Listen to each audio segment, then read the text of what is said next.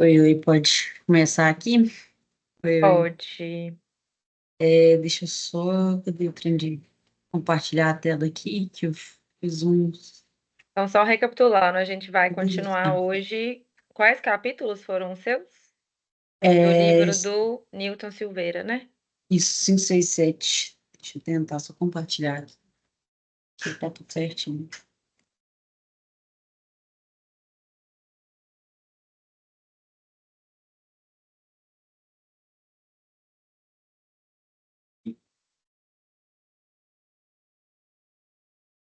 Ai, meu Deus, espera. Vento.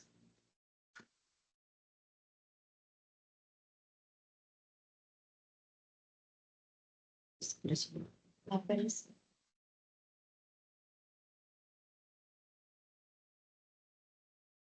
Ainda não. O daqui aqui ele é meio rebelde. Que bonitinho. Eu me diverti um pouco mais do que o esperado, Que sendo bem bom. honesto. Eu, Bom esses saber slides, desses eu dons passo. artísticos. Não, eu passo muita raiva, mas também gosto. E aí, Letícia, eu tô usando o Canva dela, que é o Premium, aí, minha filha, fiz a festa. Aí fui Ficou mexendo e aí lindo. irritava menos. Mas basicamente eu só roubei algum que já mexia mesmo e fui adaptando. Bom, tá, eu vou continuar aqui então, né, igual que ela falou, a continuação aqui do Direito de Autor no Design, do Newton Silveira, e eu vou falar sobre os capítulos 5, 6 e 7. A Lu comentou no último clube do livro e eu assino embaixo que eu não sei se eu entendi 100% tudo que ele falou, algumas partes eu achei um pouco confusas, mas é isso aí, eu entendi o que eu achei de principal. Peraí, não pula aí. Volta rapidinho, só vou tirar uma foto dessa capa aqui. Todo mundo faz uma carinha bonitinha. Tá, pronto, pode ir. Tá. Então, o primeiro capítulo, capítulo 5, ele fala sobre a comparação entre a propriedade industrial e os direitos autorais, e o título é bem claro sobre o que ele vai tratar nesse capítulo. E aí ele faz essa comparação sobre três perspectivas, assim, sobre três pontos. Primeiro, ele fala, o primeiro subtópico é sobre a novidade e originalidade, e aí ele começa falando que o direito de autor, até o direito de autor exige só a originalidade como requisito, enquanto a propriedade industrial exige a originalidade e a novidade. Aí veio a parte da confusão, mais ou menos, que eu não entendi exatamente se ele está falando da originalidade ou da novidade, porque ele fala assim, a frase, é originalmente subjetivo, é isso, e aí objetivamente novo é isso, uma coisa é nova, então foi meio eu me perdi ali um pouco no conceito de originalidade e novidade, mas basicamente o resumo da ópera é aquilo que é originalmente é novo, original subjetivamente, é aquilo que está na esfera pessoal do autor, enquanto aquilo que é uma originalidade objetiva é aquilo da situação de fato. Ou seja, originalidade subjetiva é o que eu não conheço, o que eu ignorei na hora de criar, e objetivamente original é aquilo que simplesmente não existe, uma coisa que não você sabe. Júlia, Oi? fala um pouquinho mais devagar. Ah, tá. Perdão. E eu acho que você entendeu bem. Eu É, entendo que é sim. exatamente isso. É só porque ele vai falando A novidade, originalidade, ela é mais novidade, e aí. objetiva, né? Porque, por exemplo, para uma patente, para um desenho industrial, tem esse requisito da novidade até na lei, né? Uhum. E, Não. e é objetivo mesmo, no sentido de que se existe já um produto, uma tecnologia anterior, não vai ter uma novidade, né? Não, sim. Eu digo mais porque, igual, por exemplo, depois ele fala de novidade subjetiva e novidade objetiva, e não de originalidade subjetiva e originalidade objetiva. Então, é só o termo originalidade ou novidade. Eu senti que ficou meio perdido ali, mas, enfim, o que eu entendi realmente, o ponto principal é esse, que você considera ali o objetivo o que realmente não existe e o objetivo o autor, né, o criador, ele ignora a existência na hora da criação.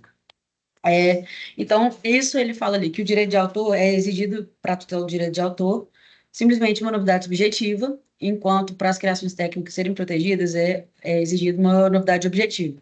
Isso por quê? Porque O direito de autor, ele não apresenta qualquer obstáculo ao progresso da coletividade, enquanto as criações técnicas, sim. Então, ela é muito mais restrita de proteção, ela é mais exigente. E aí a gente cai nos modelos de desenhos industriais, que é uma questão à parte, porque apesar de ser exigido dela a novidade objetiva, já que ela é tutelada pela Lei de Propriedade Industrial, ela não cria obstáculos para o progresso da coletividade. Então, o Newton Silveira entende que existe ali uma certa mitigação dessa novidade objetiva e, consequentemente, se fala ali numa novidade relativa, que seria o quê?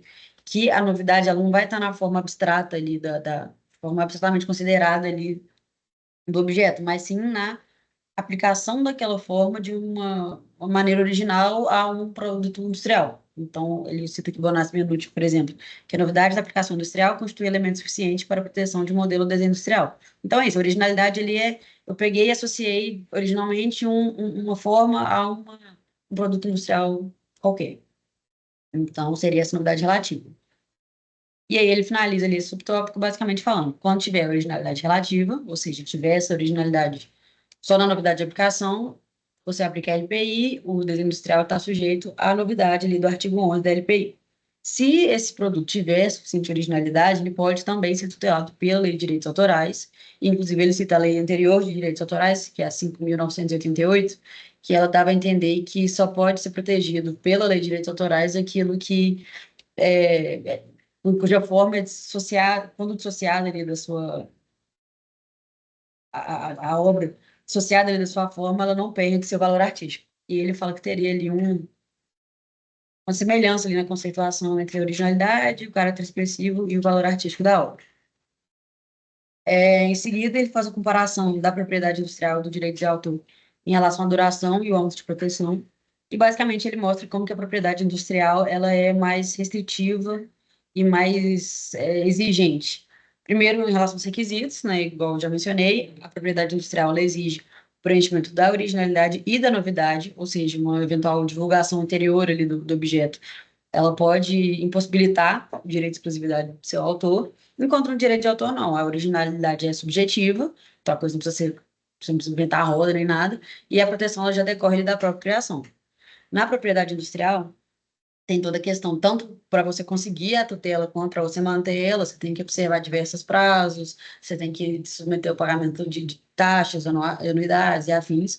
Você tem que comprovar a efetiva exploração do privilégio e você tem ali uma proteção reduzida. No direito de autor, não. O direito de autor não tem formalidade nenhuma, igual eu falei, decorre da própria criação ali, não tem pagamento de anuidade, você não tem que comprovar os efetivos da obra, nada disso. E em relação ao prazo também, ele fala que as invenções são de 20 anos, os modelos 15 anos, ambos contados da data do depósito, e você tem uma limitação na proteção ali do território nacional. Já o direito autoral, né, como a gente sabe, ele perdura ali por toda a vida do autor mais 70 anos. É possível a sucessão do direito para os herdeiros, de acordo com a legislação, né, as hipóteses específicas ali, e a proteção ela é internacional. E aí ele pontuou. Oi, Peraí, só pessoal. um minutinho. Ô, Breno e Júlia, desculpa, eu não enviei o invite para vocês desse clube. Eu coloquei só no primeiro e não repeti para os outros. É, mas tá ficando gravado aqui, depois vocês pegam o começo, a gente está discutindo o livro Newton do Silveira. Newton Silveira, tá? Os outros capítulos. A Luísa começou, a Júlia tá falando dele, a Luísa Crispim também vai concluir com ele. Ô, Júlia, fala um pouquinho mais devagar, tá? Você tá Ainda, correndo tá? muito. Tá difícil de Desculpa. acompanhar. Perdão, é que Mas para mim é beleza. difícil, mas vou tentar aqui Vamos diminuir lá. mais.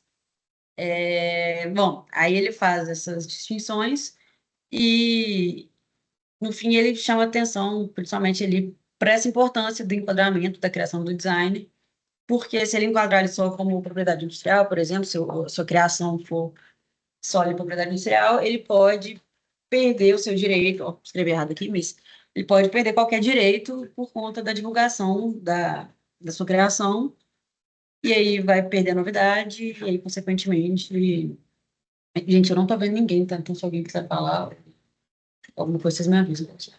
É, a pessoa vai perder a novidade caso seja a criação divulgada antes do registro da patente.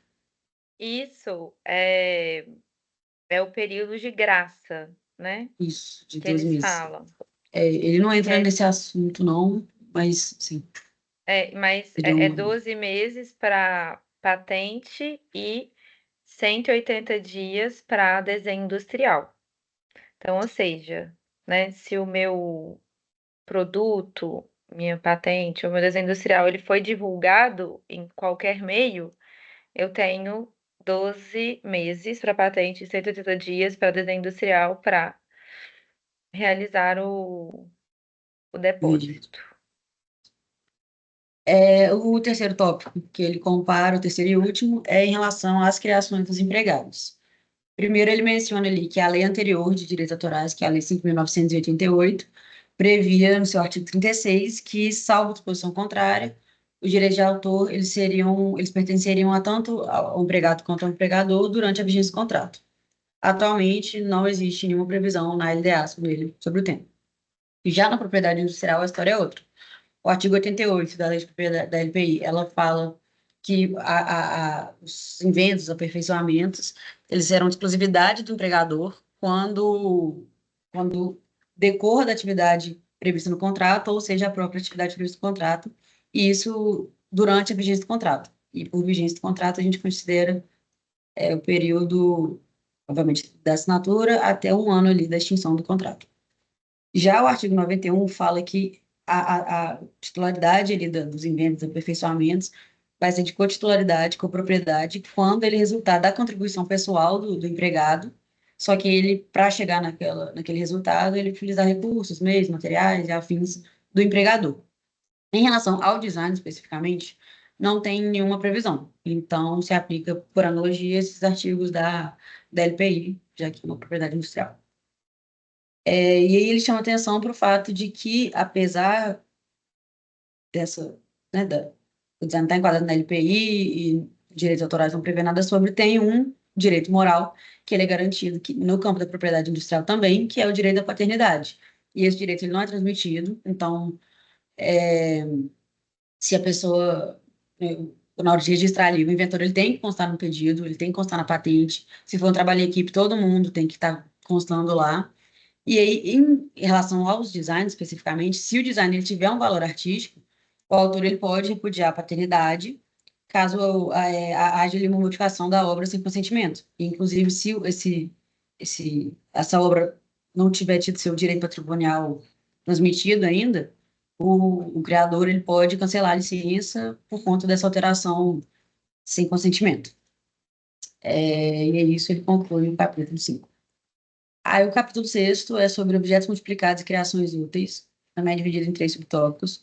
E ele é basicamente sobre como que a multiplicação das obras artísticas e afins não retira o seu caráter artístico dela. E aí, primeiro, ele faz ali uma introdução no tópico A Revolução Industrial e a Produção Massificada, que basicamente ele fala como que foi a produção em massa que culminou na criação das leis de proteção aos inventores. Então, ele chamou a atenção de que foi a Revolução Industrial, inclusive, né, e a produção massificada e na Revolução Industrial, que fez com que fosse criada a LPI e a LDA, e né, a LPI voltada ali para a proteção das criações voltadas para a aplicação industrial, né, como a gente já conversou outras vezes, para a questão da retribuição do criador e para desenvolver a indústria e afins, e a LDA para ter a tutela do autor. E eles chamam atenção, então, que a linha divisória de aplicação da LPI ou da LDA não é essa quantificação. Porque, por exemplo, hoje em dia a gente pensa livro, música, filme, tudo é produzido em massa, tudo é realmente para divulgação. Então, essa quantificação não é o que diferencia as duas áreas, mas sim o fator utilidade, que seria o campo da técnica. Porque é justamente por isso que a LPI, que é voltada para a aplicação industrial, ela tem uma tutela mais restritiva, que é para não atrapalhar, para não embaraçar o desenvolvimento técnico da sociedade.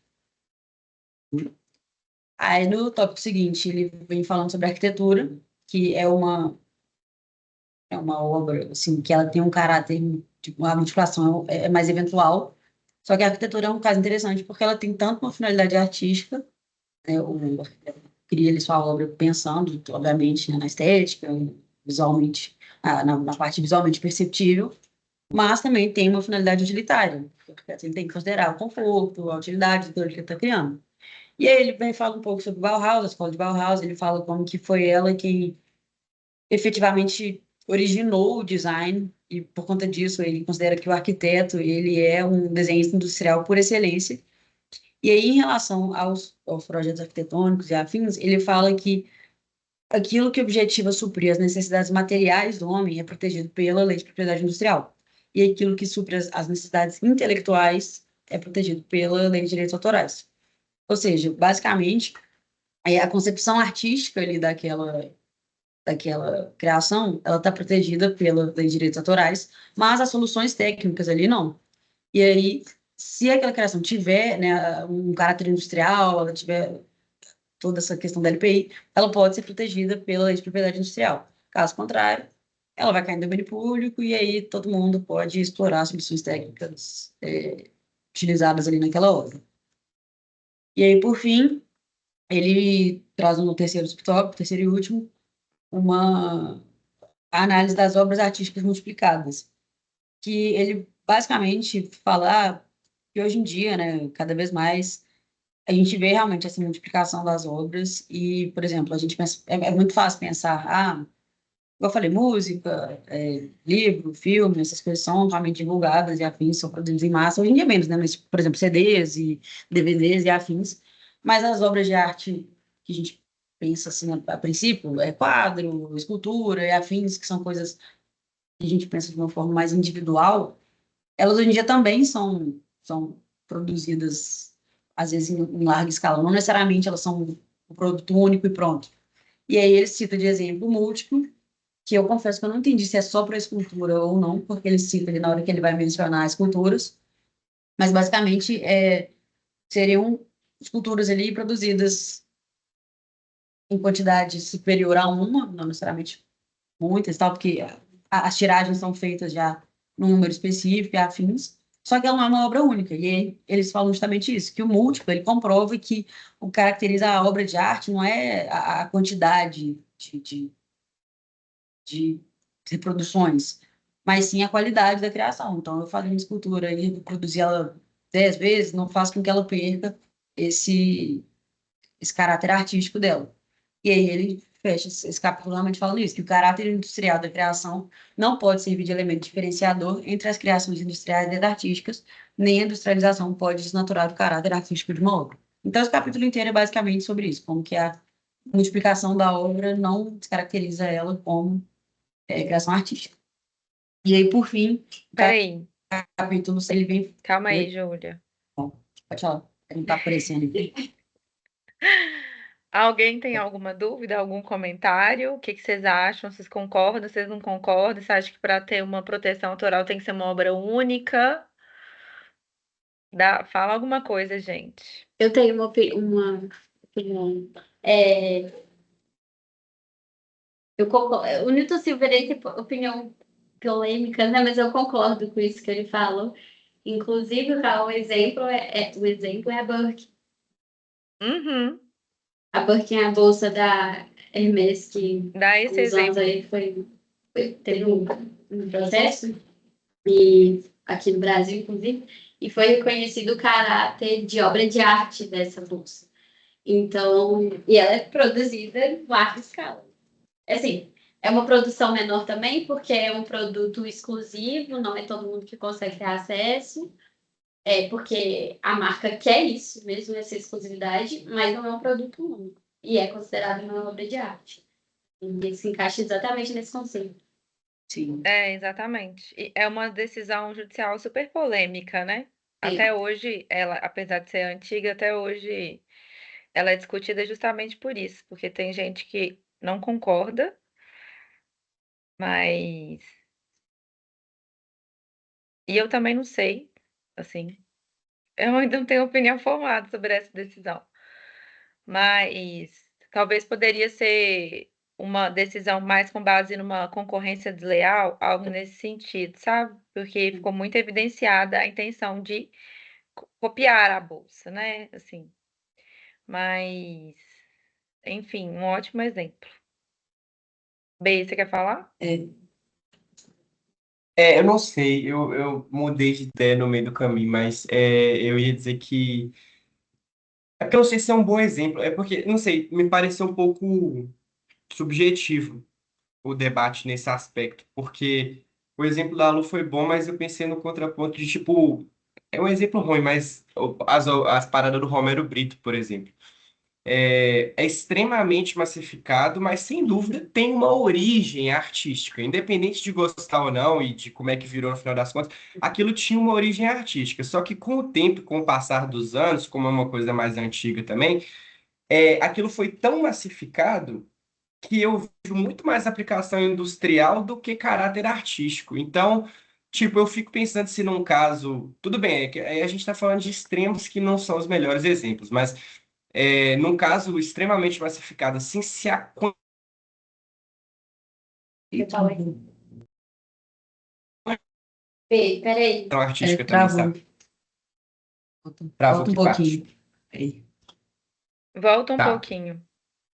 Eu estava falando que eu, eu acho que Eu o entendi. Romero Brito talvez seja um exemplo um pouco extremo, né? E não é ideal usar extremos, mas eu fico pensando se num caso como o dele, a quantidade ela não influencia um pouco na percepção da qualidade. E se talvez o fato de ter se tornado algo extremamente massificado, difundido, industrializado, também não afeta a qualidade em alguma medida, entendeu? Porque no exemplo Que da dó. Lu fica claro que, beleza, foi replicado, mas é artístico. Mas, tipo assim, Hã? ou no caso do Romero Brito já foi tão difundido que eu não sei se é mais Não, percebido foi como mal. uma criação. Enfim, não sei. A Eu Luísa até comentou sobre o Romero Brito recentemente e eu concordo com ela, porque assim, é, apesar, eu acho que é 8 ou 80, ou ama Romero Brito ou odeia. No caso, eu odeio, porque eu não acho. Eu Mas também. eu acho que ele tem uma identidade muito forte, e isso não, apesar ele é o rei do licenciamento, né? Tudo de cessão de direitos autorais, tudo ele licencia. Ele fez uma parceria lá com uma marca de moda, né, Lu? Esqueci qual que foi. Então, assim, eu acho que eu dou o meu mérito para ele, porque ele tem uma identidade muito forte. E talvez por isso que ele tenha se tornado tão, né, tipo, difundido, assim. É, Ah, não, é justo, é justo. Independente do é. gosto, eu concordo.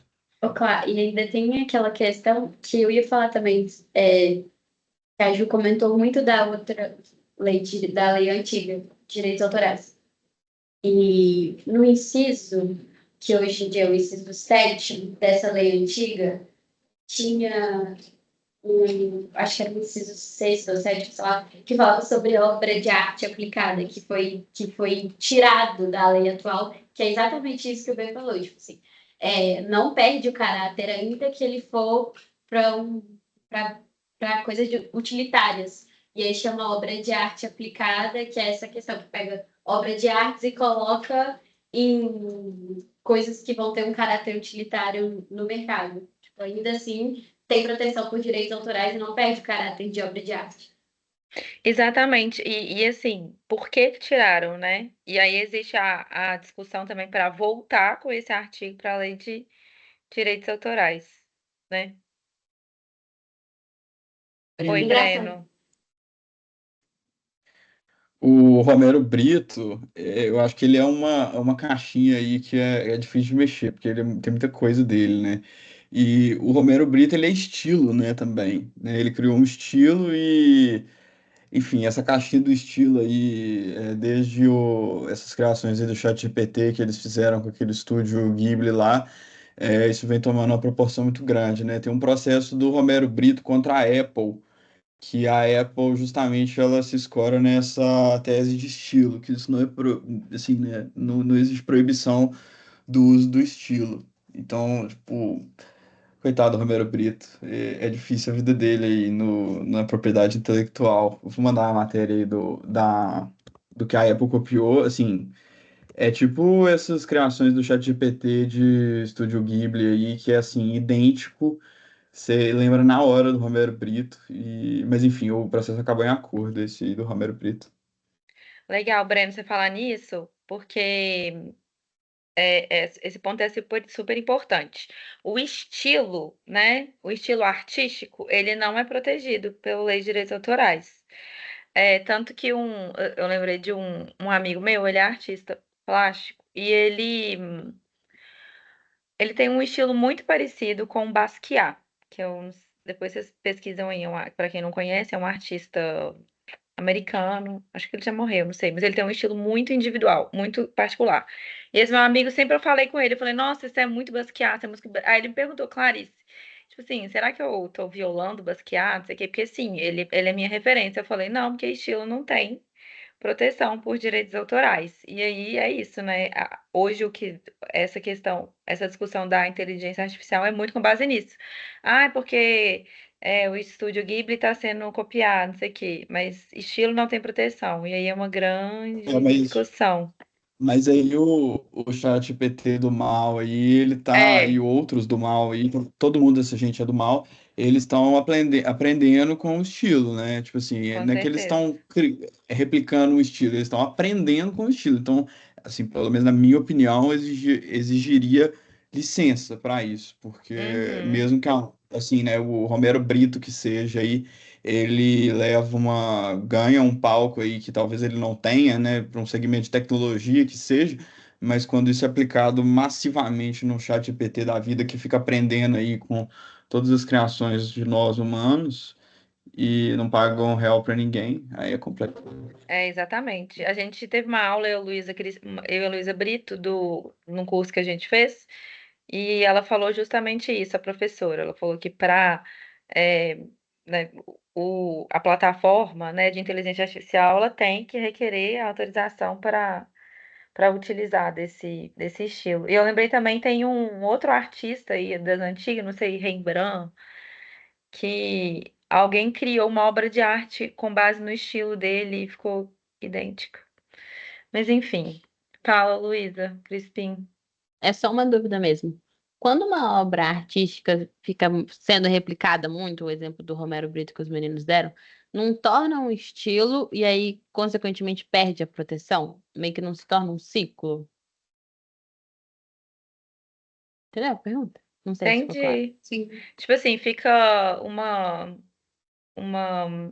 Vamos pensar para trazer a diluição de marcas para uma diluição artística. Tipo, se o Romero Brito não tivesse sido tão multiplicado e tão licenciado, não teria virado um estilo, ele não teria perdido a proteção dele, sabe? Não é meio que uma coisa relacionada à outra. Eu entendo, mas eu acho que direitos autorais não tem como perder. É um negócio. A lei fala, você não perde seus direitos autorais, porque foi criado. Assim, é uma criação do espírito, É, independente se ela é replicada uma ou 1 milhão de vezes. Mas aí você vira um estilo, você dá margem para os outros replicarem, tá? Entendeu? Você perde um pouco dessa proteção que você tem. Não, mas eu acho que é muito subjetivo isso também, né? Tipo assim, não dá para... Juntas, ligado? Eu acho que talvez depois que acaba o prazo de direito autoral pode, tipo assim, ser visto não, apenas aí como... tudo bem. Não, sim, mas Aí o aí domínio você pode falar público, o estilo É tal, porque aí você que tal, mas enquanto tá, eu acho que é isso, porque já foi eu acho que dado. existe essa diferença muito grande entre as proteções do direito autoral e a propriedade industrial, justamente por isso, porque o direito autoral é um negócio que você não vai perder, assim, a proteção. Ele pode diluir, pode ser uma coisa que todo mundo vai replicar, mas você não vai perder essa proteção igual acontece na propriedade industrial, que eventualmente vai. Ah, enfim, não sei. eu Não, acho não que não sei, eu não sei nem existe, assim, fundamentar, mas é uma é coisa. difícil essa discussão. Eu acho que não existe, tipo, diluição, vamos falar assim, né? De uma forma mais vulgar, de um estilo artístico. Porque uma pessoa criou esse estilo, né? Então, assim, se eu tão somente usar como referência, não de forma a reproduzir, eu não vou estar violando direitos autorais, mas se eu reproduzir ali, né, de forma de se associar, eu acho que não existe. Mas é Eu uma acho que discussão. mas eu acho que eu até concordo com a Lu, até porque é justamente isso que ele está falando. O direito autoral, ele é, por isso que ele é muito mais amplo também. Ele é muito mais restritivo, é tudo mais igual isso. Você tem que usar, você tem que mostrar o dever. Tipo, o direito autoral não. O direito autoral É isso, tipo, se você criou, tá criado, vai durar, depois cai no domínio público, aí você pode falar, o estilo, como eu falei, Rembrandt, sei lá, estilo de quem, mas meio que o licenciamento, por exemplo, a pessoa tá usando, mas por meio de licenciamento, ela pode cobrar, ela não vai perder aqui direito, eu acho.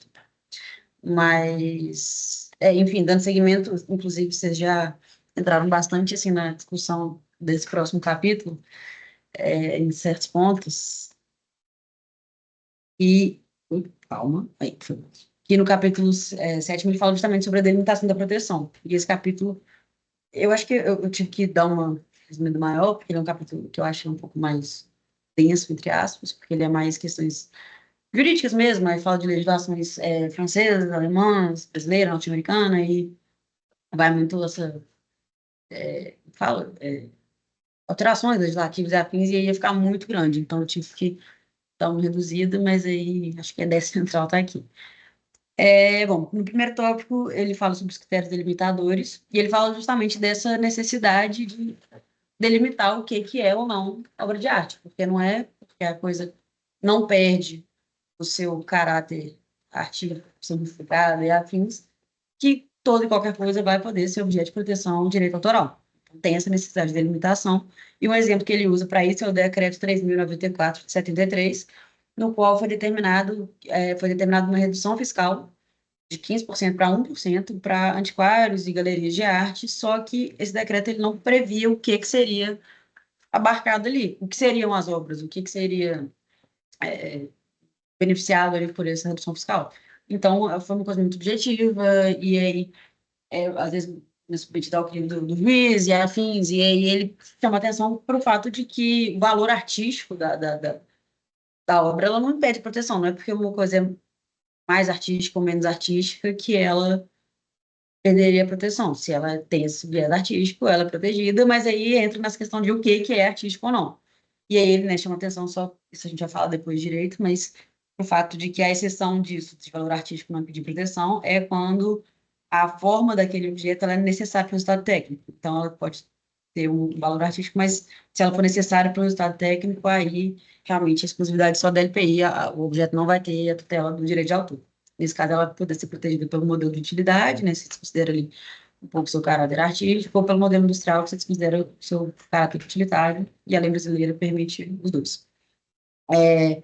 E aí, acho que foi a Lu que mencionou essa questão da arte aplicada à indústria, eles chamam a atenção que, eu esqueci o nome da autora agora, mas fala que é justamente isso, que o desenho industrial é a arte aplicada à indústria, basicamente isso.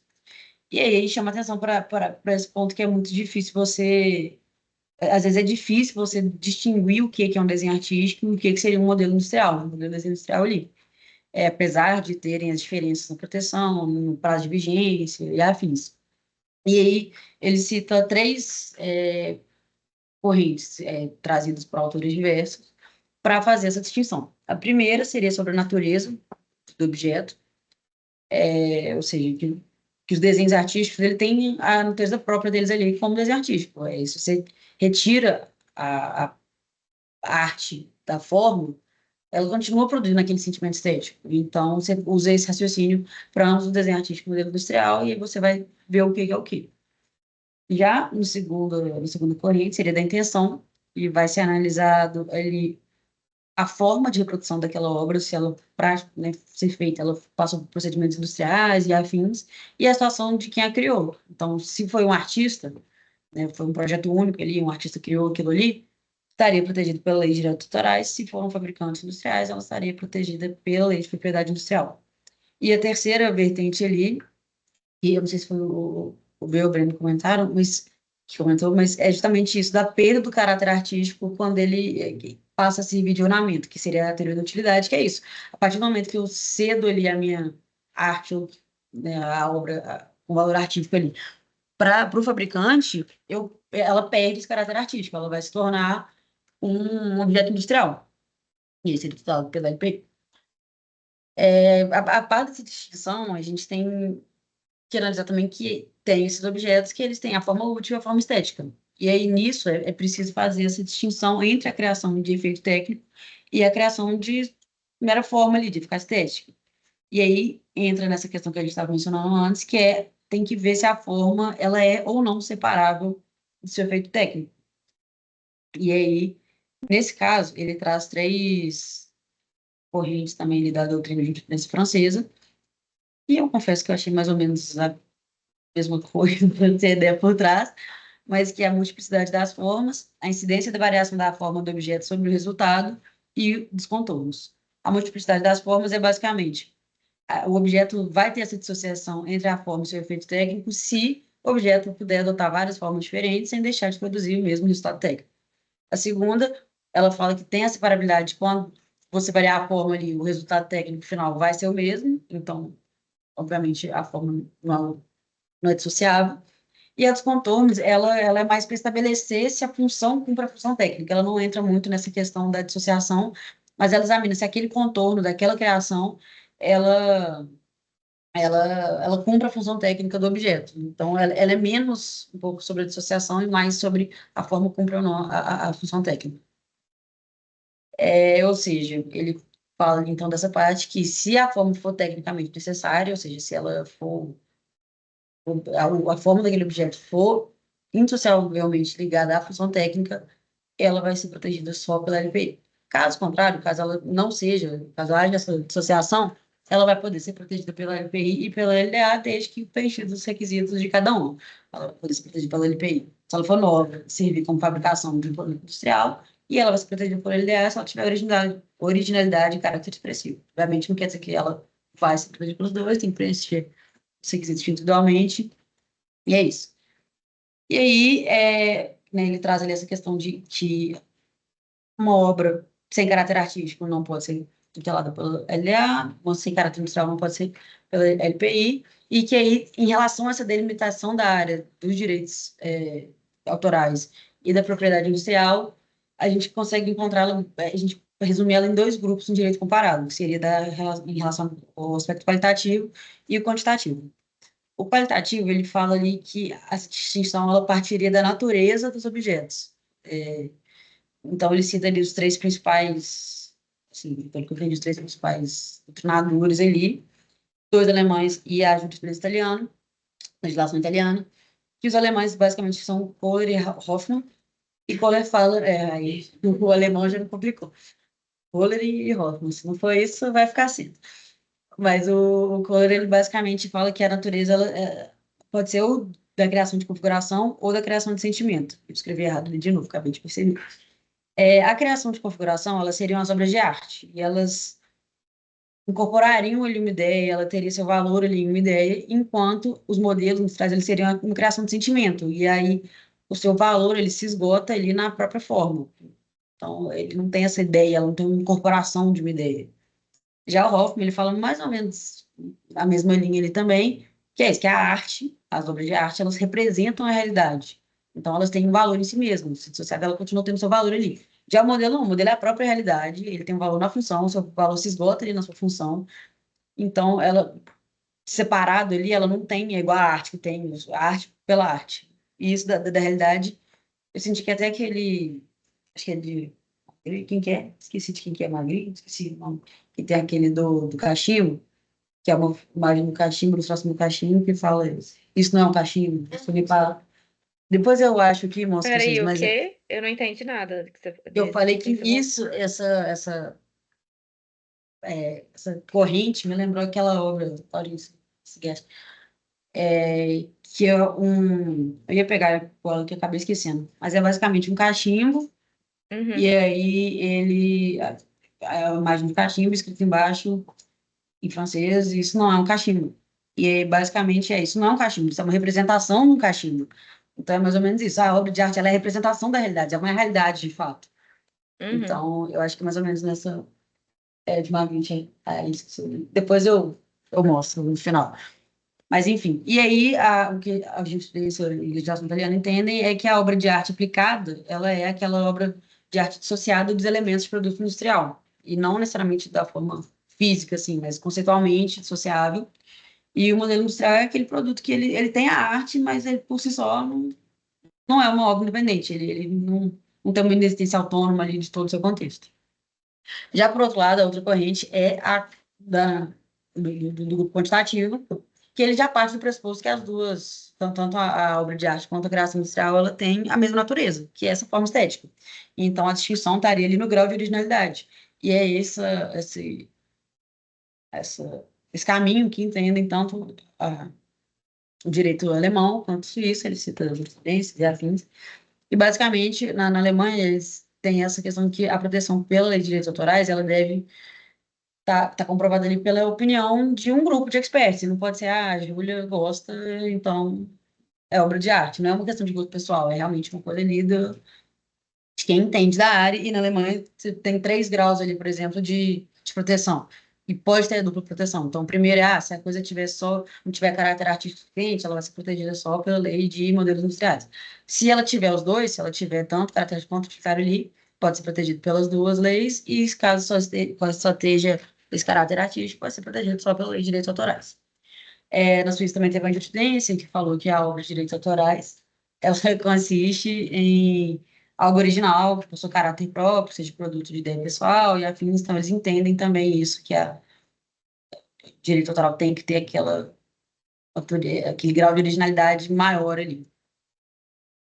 Em seguida, ele cita a teoria da unidade da arte, né, teoria de unité de l'art, Fourier, que esse eu acho um pouco mais complexo de falar, porque ele vai passando por várias leis e várias alterações legislativas, mas o resumo da ópera, pelo que eu entendi, é basicamente, essa é uma tese que foi originada por ele lá em 1800 e tanto, 1900 e pouco, que ele foi criado num contexto que tinha muita alteração, muita legislativa, várias divergências de entendimento sobre o que é arte, o que é desenho modelo, você mete prejuízo ou não, e é isso, é aquilo, tem que ser industrial, não tem que ter artístico, não tem.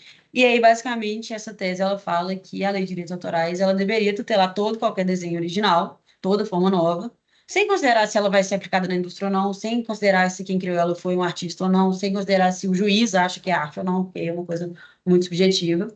Só que eu chamo a atenção para o fato de que essa tese, ela não fala que é tudo, toda obra e pronto, ela tem que ter um caráter artístico, obviamente. Ela foi bem criticada, ele começa, inclusive, falando das críticas em alguns congressos, porque eles acham que se você fizer dentro dos modelos de desenhos industriais na categoria de obra de arte, você acabaria protegendo muita coisa trivial, então é isso, deixaria qualquer coisa ser arte.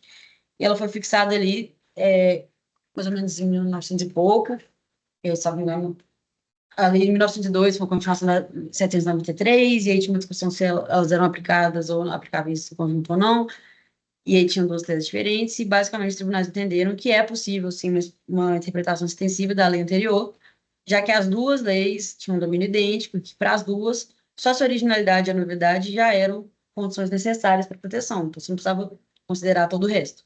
Só que ela foi superada em 1957, e aí na França entende-se que a proteção, ela é a todas as criações de forma, você não tem que ficar considerando se ela tem caráter artístico ou não, e é possível o princípio da acumulação, que é obstado só por aquela questão da inseparabilidade entre forma e função, que é isso delimitaria ali o campo da lei. Se for inseparável, só LPI, só lei de patentes e afins lá na França.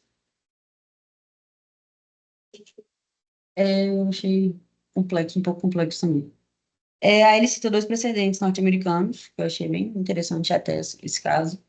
E aí ele faz aqui de fundo no contexto ali, a Lei 35, SC 171, que é a patente de desenhos industriais lá, que fala que é patenteável aquele desenho novo, original e ornamental para um artigo fabricado, e a Copyright Law, que trata de obras artísticas. E ele menciona que pode haver sobreposição, mas não é uma coisa tão certa assim, não.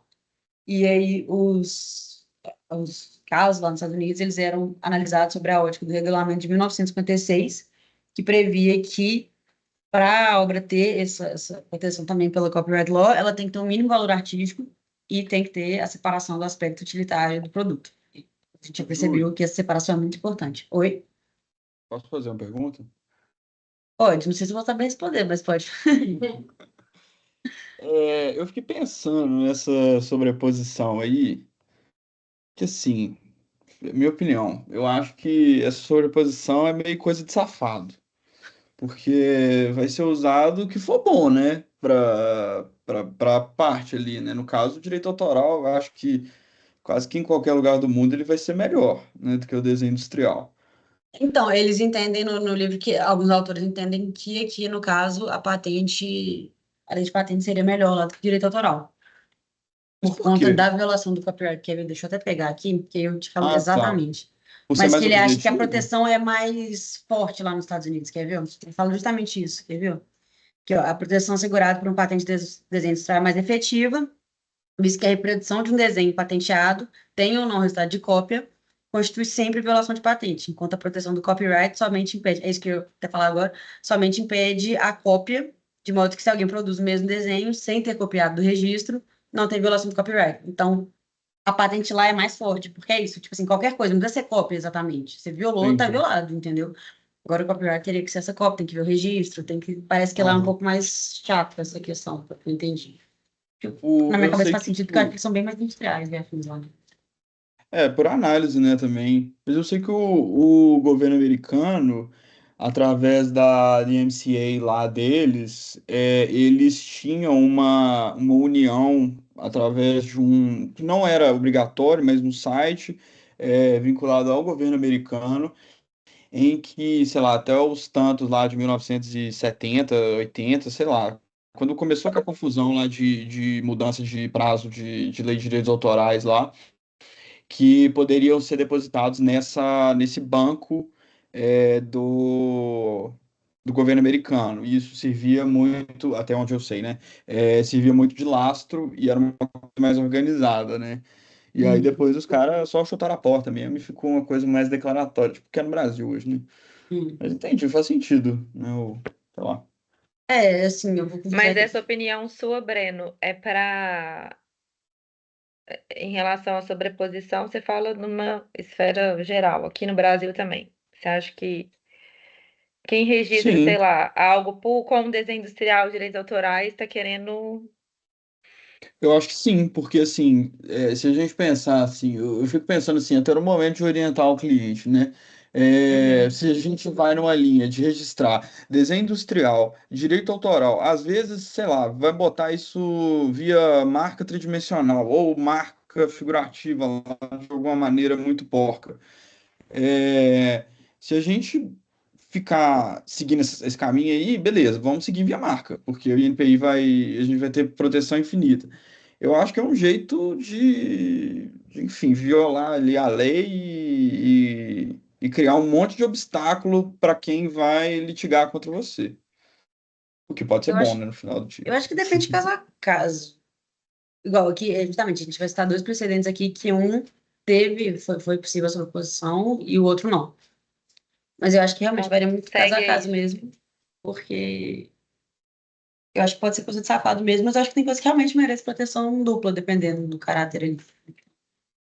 Mas enfim, aí ele menciona essa questão do copyright law, que protege, por exemplo, isso, o copyright ele só protege a forma artística, mas não os aspectos mecânicos ou utilitários. Ou seja, nesse caso, por exemplo, se é uma coisa que realmente tem um aspecto mecânico e aspecto utilitário, como é que, tipo, você porque poderia proteger uma coisa só ou a outra? Você vai escolher uma das duas, então, nesse caso, eu acho que faz sentido a sobreposição. E aí, o caso que ele traz dois casos. Esse Squire Ringer e o próximo, esse foi depois da vigência do regulamento 56 e o outro antes. E nesse caso aqui, basicamente, a Squire, que é uma empresa, ela tentou o registro de umas luminárias, eu não achei foto, eu tentei achar, mas eu não achei, de umas luminárias que seriam, segundo eles, né, seriam obra moderna, seriam uma arte moderna e afins. E aí o Copyright Office, ele indeferiu o pedido de registro. E aí eles entraram com essa ação contra a Ringer, que era a diretora lá do Copyright Office na época, e basicamente o argumento deles é que esse produto deles tinha função estética e utilitária, que as luminárias também eram arte moderna e juntaram alguns outros produtos de outros artistas e afins, e que por isso deveria sim ser registrado. E aí, o Copyright Office, ele basicamente falou, olha, são registradas obras de artes quando aplicadas a um objeto utilitário, por exemplo, uma pintura que você coloca no refrigerador ou alguma coisa assim, e que o fato daquilo ser agradável, a vista, ser bonito, não qualifica como arte. E que aí, se isso passasse, que todo artigo utilitário ia começar a ser protegido pelo copyright, ia dar um problemão, ia trazer prejuízos econômicos, porque é isso, tipo assim, às vezes você deixa uma coisa mais bonita para o aspecto comercial ali, mas que não chega a ser uma obra de arte. e que deve ser considerado, por exemplo, a função intrínseca da coisa, que é. Aí ele cita o exemplo, não lembro se é cadeira, alguma coisa assim. Uma cadeira, a função dela é você sentar. Se essa cadeira é bonita ou não, aí são os 500. Mas uma escultura, por exemplo, a função intrínseca dela é ser uma obra de arte. Você pode usar ela como peso de papel, mas não quer dizer que ela é criada para ser um peso de papel, por exemplo.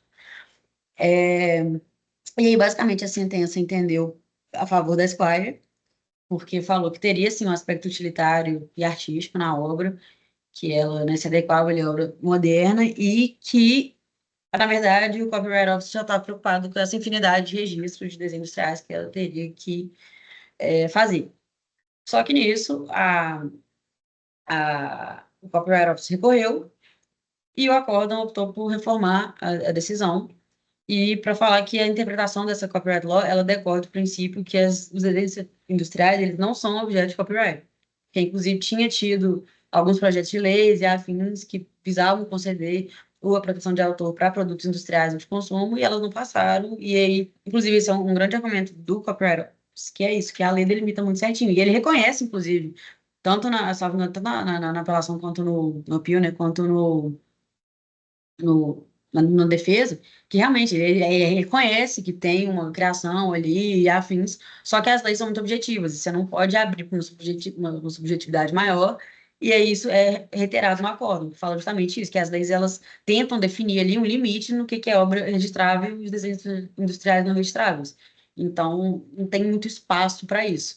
E aí, o que a gente observa é justamente que os Estados Unidos eles aplicam de uma forma muito extrema esse requisito da separabilidade, e ele deixa fora, praticamente sempre, ele deixa fora do campo do direito autoral qualquer produto industrial ou utilitário, e esses produtos são protegidos pela lei de patente de desenho industrial. O outro caso, que é inclusive citado como a favor da Spire nesse caso, é justamente o Messerstein, que é um caso que foi antes do regulamento, no qual é basicamente a mesma coisa, tentaram registro, não conseguiram entrar com o processo, só que esse processo foi favorável para a parte e não o Copyright Office, porque, no caso, eles pediram o registro dessas estatuetas que formam uma luminária, e aí eles viram que as dançarinas, essas luminárias, elas possuem independência como obra de arte. Você vê, ela não é porque, igual, por exemplo, eles citaram no outro caso que a luminária, enquanto ela é muito linda e tal, não sei o quê, e aí ela só tem sua função utilitária quando ela tá ligada, que depois ela não tem. Mas aí fala, por exemplo, então, uma torradeira, ela só tem sua função utilitária quando você está fazendo sua torrada, o resto do dia ela não tem. Então, que não seria isso. Mas nesse caso aqui, ele fala justamente isso, que a estatueta aqui nesse caso, as dançarinas, elas são independentes da sua função utilitária. Você olha para isso aí, é uma obra de arte, é bonita, não bonita só porque, vou falar esteticamente agradável, não é óbvio. Mas então seriam casos diferentes por conta disso. E tanto que eles citam lá no acordo do outro caso, que esses casos não seriam comparáveis, porque nesse aqui, por exemplo, a estatueta ela serve de base para uma luminária, ela é uma escultura que serve de base. No outro, apesar deles alegarem que teria sido pedido o registro do aspecto estético da luminária, a fim do suporte, eles juntaram as fotos de tudo, entendeu? Da luminária inteira. Então, ó, isso aqui, na verdade, você está querendo a proteção sobre tudo, e não sobre desenho, que seria obra de arte. E aí, basicamente, ele entende isso, que os Estados Unidos é bem restritivo. E aí, por fim, para terminar, ele fala de alguns julgados brasileiros, que ele fala que não tem julgado brasileiro, não achou, sobre proteção autoral de design, mas tem alguns que falam mais ou menos sobre isso, e inclusive vocês estão falando questão de coleção e afins de estilo, e é justamente isso. Aí ele cita ali, em 1958, um de coleção de moda, 71 pôster de publicidade teatral, usar de festival de música, jingle, figuras em pastas materiais escolares, fotografias, e basicamente todos, salvo um, em todos a gente vê que os tribunais eles não excluem a arte aplicada da proteção autoral. Em todos reconhecem realmente que teria essa proteção. E aqui eu vou chamar a atenção para dois, que, primeiro, é em relação a esse de 1958, que é em relação à coleção de moda, porque ele fala que aparentemente entende-se que não teria essa proteção autoral, porque o resultado foi desfavorável para a parte, só que, na verdade, o que acontece é que a parte ela estava tentando ter o registro autoral sobre um conceito de moda, que seria essa linha Y, que eu não conhecia, mas Clarice e Luísa talvez. Até falei, é bom chamar atenção para esse aí, vocês da moda, que é isso que parece que são tipo, os ombros mais largos, e aí vai meio que fazendo assim o contorno da letra, e aí mais ou menos isso da linha Y, e aí eles falam justamente isso, que no caso, a proteção a esse conceito, isso não é proteção de direito autoral, porque isso não é uma criação original. A partir do momento que você pega esse conceito e aí você cria ali algo com isso, e aí sim surge esse direito à proteção legal. Então, não é o modelo é protegido, a concepção não. E aí, já por outro lado, ele esculacha um pouquinho essa decisão de 1974, que é a única que ele acha que é completamente fora da caixinha ali, porque é a única que exclui a arte aplicada à proteção autoral, que é em relação a jingles. Eu botei o Charlie Sheen aqui, não sei se alguém assistia Two and a Half Men, mas ele fazia jingles.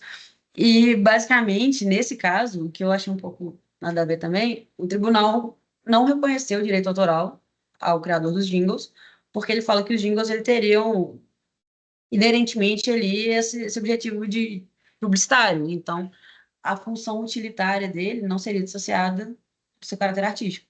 O jingle já é criado para ser, assim, faz sentido, mas ao mesmo tempo eu não achei muito, assim, porque eu acho que continua sendo uma musiquinha, continua sendo algo ali. E aí ele meio que critica essa decisão.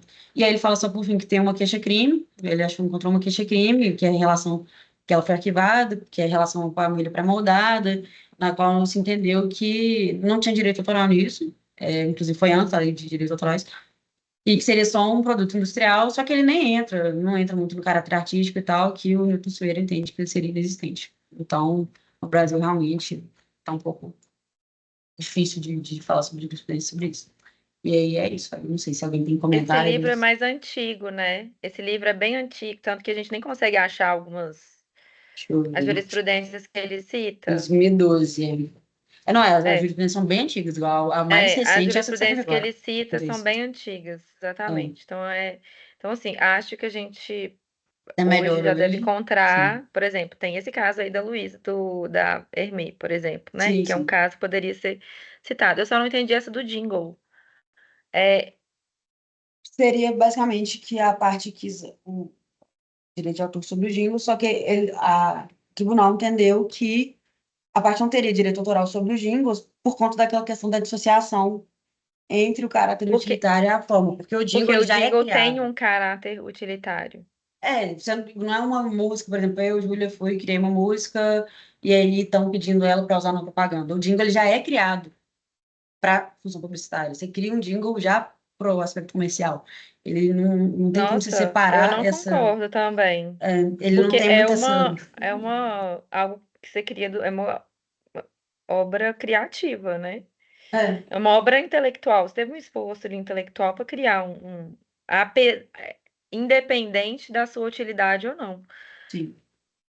Mas aí ele critica, inclusive, essa decisão. Mas é isso, ele fala que é a única que foge ali do padrão encontrado até então, que é isso, que a arte aplicada ela não está isento de proteção autoral. Mas aí, no caso, o Gindo entendeu isso, que não tem. Porque, igual eu falei, a questão de dissociação, ele é bem focada, ele foca bastante nela, tanto aqui na Alemanha, na Itália, na França, nos Estados Unidos. Então, aí entendeu-se que os jingles, eles não são dissociados. O que eu Uhum, entendo, até certo ponto, no sentido de realmente o jingle é criado para isso, mas eu também não concordo muito, porque eu acho que tem a parte Bom, artística, tem a parte uhum. criativa.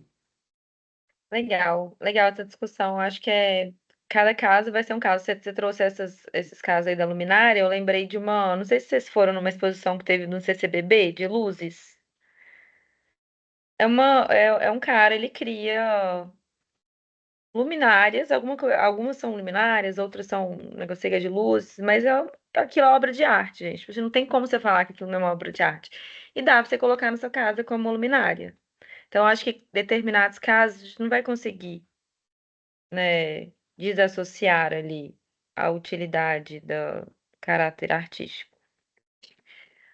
Mas, enfim, é isso. Foi ótimo, Júlia. Obrigada. Ficou linda a sua apresentação. Parabéns pelo capricho. Alguém tem algum comentário, perguntas?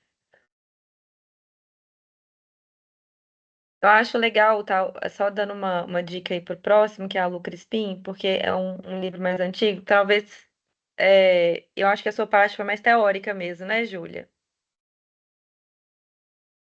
É, talvez buscar mais exemplos, trazer para a nossa realidade aqui, usando exemplos e novas jurisprudências, para ver se a gente consegue aplicar. Beleza? Então tá.